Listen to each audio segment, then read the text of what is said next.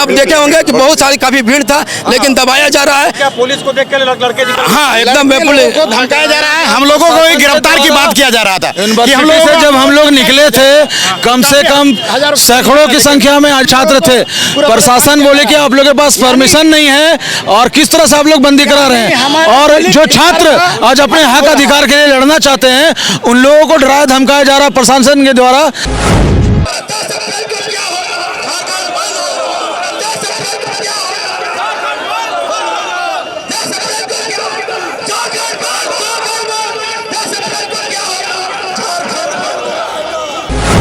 यही सबसे बड़ा सवाल है कि 10 अप्रैल को क्या होगा। जी बिल्कुल, आपने सही सुना। जहां एक तरफ कुछ छात्र नेता कह रहे हैं 17, 18, 19 को है कार्यक्रम, तो वहीं कुछ नेता आज पहुंचे रांची यूनिवर्सिटी गेट के समीप 10 तारीख को झारखंड बंद कराने को लेकर मशाल जुलूस निकालने। जैसा कि छात्र नेताओं ने एक दिन पहले प्रेस कॉन्फ्रेंस कर बताया था, 9 को होगा मशाल जुलूस और 10 को होगा झारखंड बंद। खैर, अब जो भी है, आज जैसे ही छात्र नेता और छात्र रांची यूनिवर्सिटी के समीप पहुंचे, मौके पर कोतवाली थाना प्रभारी और लोअर बाजार थाना प्रभारी सदलबल पहुंचे। छात्र नेताओं से कोतवाली थाना प्रभारी ने कहा कि जब आप 17, 18, 19 का कार्यक्रम आप लोग कर ही रहे हैं तो यह एक अलग से कैसे। लेकिन छात्र नेता एक पेपर दिखाते नजर आए कि हमने परमिशन लिया है कल के बंदी को लेकर। लेकिन शायद पुलिस के बढ़ते दबाव को देखते हुए जो छात्र आए थे वहां से निकलते बने। बच गए छात्र नेता, और छात्र नेता लगातार यह कहते नजर आए कि हमें मशाल लेकर अल्बर्ट एक्का चौक तक जाने दिया जाए, हम लोग शांतिपूर्वक जाएंगे। लेकिन थाना प्रभारी मानने को तैयार नहीं थे। फिर छात्र नेताओं ने रिक्वेस्ट किया कि कम से कम हम लोगों को अल्बर्ट एक्का चौक तक मशाल जुलूस लेकर जाने दिया जाए। काफी जद्दोजहद के बाद छात्र नेता पुलिस की निगरानी में मशाल लेकर पहुंचे अल्बर्ट एक्का चौक, और वहां पहुंचने के बाद मीडिया से बात करते हुए छात्र नेताओं ने कही बड़ी बात। लेकिन वहीं रांची पुलिस की माने तो ऑफ द कैमरा पुलिस यह कहते नजर आई कि यदि आप 10 तारीख को निकलते हैं तो फिर वो आप समझेंगे। इसीलिए यह सवाल उठ रहा है, क्या सही में होगा 10 तारीख को झारखंड बंद। छात्र नेताओं में आक्रोश साफ देखने को मिल रहा है। क्या कुछ कहा उन्होंने, आइए सुनते हैं खुद उन्हीं की जुबानी। 60-40 नहीं चलता, झारखंडियों की क्या पहचान, झारखंडियों की क्या पहचान, 1932 का अभियान, 60-40 नहीं चलता,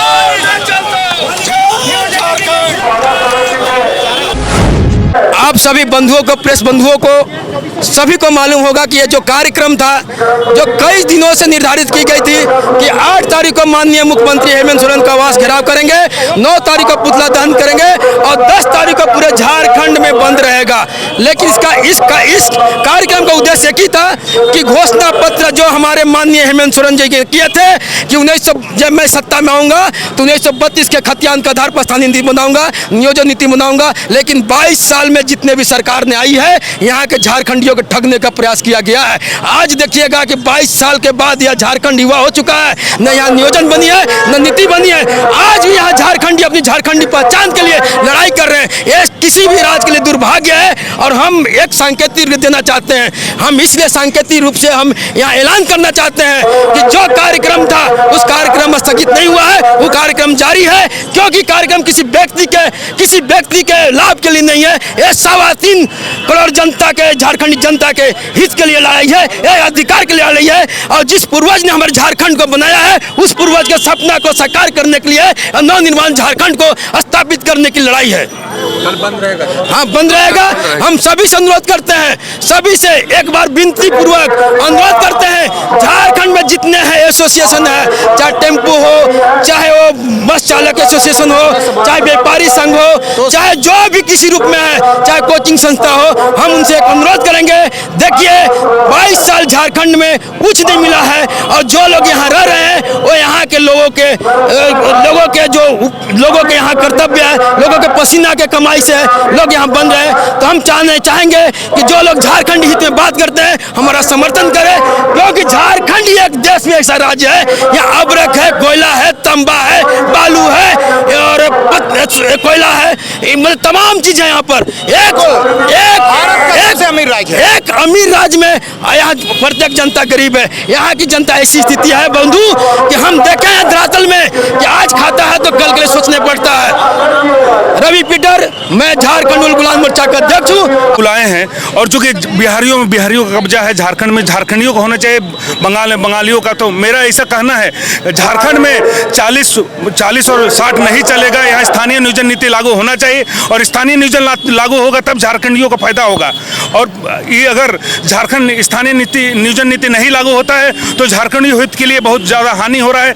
अगर कल नहीं मानती है सरकार कल बंद होने से तो हम लोग अनिश्चित बंदी के लिए आह्वान करेंगे और हम लोग इसके लिए पूरा झारखंड में बंद का दौरा करेंगे और अगला अनिश्चितकालीन बंद के नहीं, कभी ऐसा नहीं रोका गया है, कभी नहीं। देखिए, थोड़ा सा देखते हैं। अभी प्रशासन द्वारा रोका गया था, बहुत से लोगों की जनसंख्या थी, लेकिन हम कहना चाहते हैं प्रशासन को, देखिए आजाद देश का मैं आजाद नागरिक हूँ। हम संवैधानिक रूप से आंदोलन करना चाहते हैं। हम संवैधानिक रूप से आंदोलन करना चाह रहे थे, एक संदेश देना चाह रहे थे।